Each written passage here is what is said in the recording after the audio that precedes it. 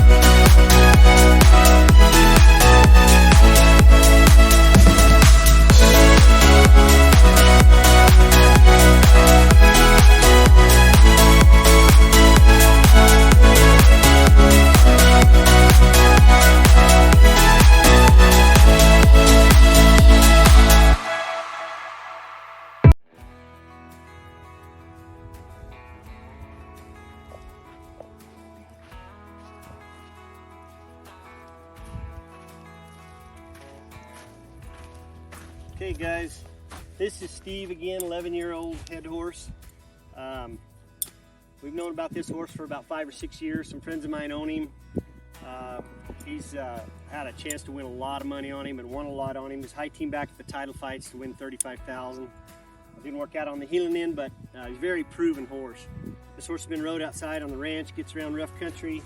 Somebody wants to trail ride, do everything on, this horse can do it all. He's had lots of calves, I'm sure, branded on him, and been a ranch horse for a long time. I think from a number 4, the right number 4, can ride this horse. Brittany ran about 6 steers on him. He was flawless, absolutely flawless. Scored like a rock. Everything was really good about him. I ran about 6 on him. The only thing I felt maybe just a touch strong when you reached a little on him. Felt like he was just a step ahead of you, but nothing that can't be, just fixed real easy. I think this horse is a sleeper myself. I think with a little time he could really be a good horse.